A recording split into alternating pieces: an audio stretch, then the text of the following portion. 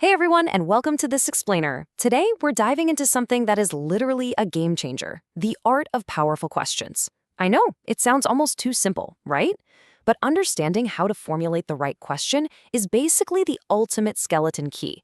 It unlocks leadership, drives deep innovation, and helps us untangle some of the absolute most complex challenges we face, both at work and in our personal lives.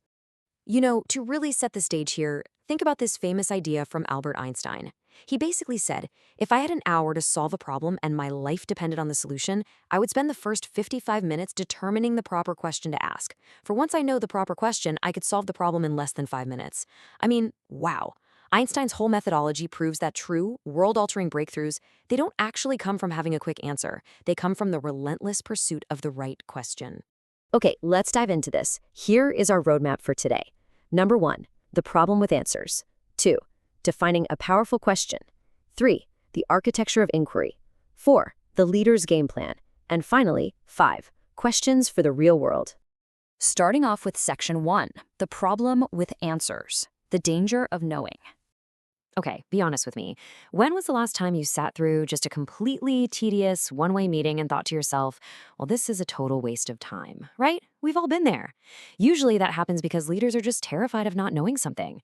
The root of this whole issue is our massive cultural obsession with having all the right answers and this absolute terror of being wrong. I mean, from a really young age, our educational systems train us to prioritize rote memorization. We get a gold star for having the quick fix, for filling in the right little bubble on the test, and then we graduate and enter corporate structures that reward those exact same behaviors. It leaves us so deeply attached to the safety of black and white thinking. And because of that, we actively avoid deep questions. Think about it. Our educational focus leans way more heavily on memorization than genuine discovery. Corporate reward systems, they favor quick fixes over thoughtful exploration. Plus, we've got this deep-seated cultural attachment to either-or thinking. And frankly, there's a very real fear. Actually, scratch that. It's more like a profound discomfort that comes with the vulnerability of just admitting, hey, I don't know. The status quo here is pretty dangerous, honestly, because it severely limits our collective capacity for deep creativity and just completely shuts down fresh perspectives. Moving right along to section 2, defining a powerful question. The ultimate catalyst. So here is the paradigm shift. Real progress doesn't stem from having the answers right away. It stems from deploying questions that act as a catalyst for completely new insights. Fran Peafy, who is a pioneer in strategic questioning, defines a powerful question as a lever. Just think about that for a second. It gives this abstract concept a tangible, physical weight. A lever is a tool you'd use to pry open a really stuck lid on a paint can, right? Well, a dynamic question is like a much longer lever that lets you open that can way wider to really stir things up. It acts almost like a laser beam, cutting right through all that surface-level, safe dialogue to pry open those really stuck situations. And if you want undeniable proof of why this matters in the real world, just look at history. Consider James Watson and Francis Crick. They asked, what might DNA look like in a 3D form? And boom, that directly led to discovering the double helix. Or Ray Kroc. He simply asked, where can I get a good hamburger on the road? And literally birthed the McDonald's empire. Even Nobel laureate Arnold Penzias attributed his massive success to always going for what he called the jugular question. Asking the right question is the spark plug for historic breakthroughs, for sure. So how do we actually distinguish a basic everyday query from a true catalyst? Well, basic fact-finding on the left, your who, when, where, and simple yes or no questions, they're useful, sure, but they don't pry the lid open. But look at the right side. High-power, reflective questions. Why, how, and what? These are the absolute engines that evoke genuine creative thinking and force us to reflect on a much, much deeper level. Now, what's really interesting about this next part is section 3, the architecture of inquiry, building the question. When you scale a powerful question, you elevate a group's perspective. It pulls everyone out of the weeds and brings them up to a much higher vantage point. Take a second to look at this visual, because to formulate a question that actually achieves this elevation, you have to master 3 very specific dimensions. It all boils down to these 3 dimensions: construction, scope, and assumptions. Construction is just the linguistic frame, using those how and why words we just talked about. Scope is your domain, like are we asking about our little work group, our entire company, or the global economy? And assumptions? Those are the embedded beliefs hiding within the question itself. Concisely put, if you adjust your construction, expand your scope, and actively challenge your own assumptions, you will completely alter the trajectory of your investigation. It's like a giant puzzle coming together. Let me show you exactly what I mean by that assumptions dimension, because it's fascinating. Imagine a company asking, how can we compete with the Chinese?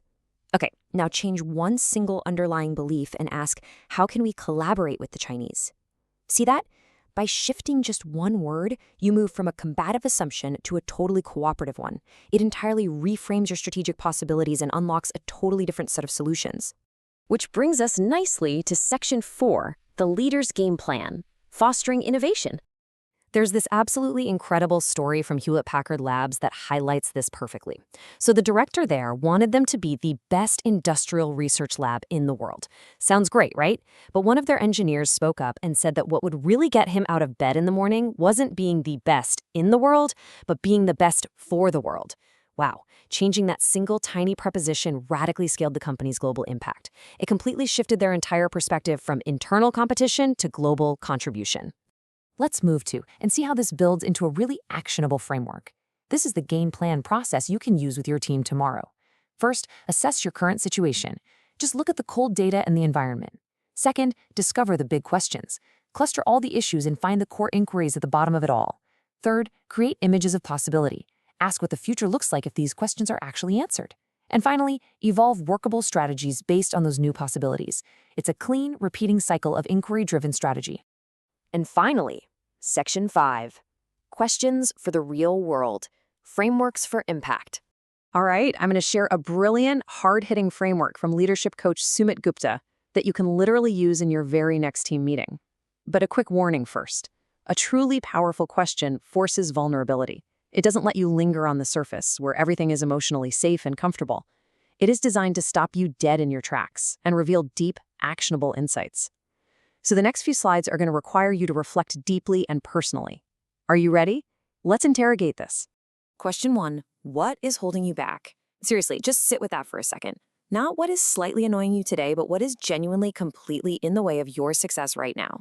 It is super uncomfortable to face a true roadblock, but the clarity that comes from acknowledging it, that's the very first step to moving past it. Okay, next up, what is your backup plan? Once you identify what's holding you back, you gotta look at your options. What else can you try? Who else needs to be involved in this? High momentum questions like this ensure you don't stay stuck forever, just analyzing the problem. They rapidly build your strategic momentum. And finally, we're gonna elevate the scope entirely. What do you want your legacy to be? Think about it. What do you want people to say about your impact? This touches on values way, way larger than your daily operational tasks. It connects your immediate roadblocks to your ultimate long-term purpose, generating incredible forward momentum for both you and your whole team. To wrap up this explainer, I want to leave you with this really mind-bending concept from Marilee Goldberg. She points out that the ultimate paradigm shift happens when you ask yourself this: what question inside your current paradigm can only be answered from outside it? Man, that forces you to completely exit your current way of thinking.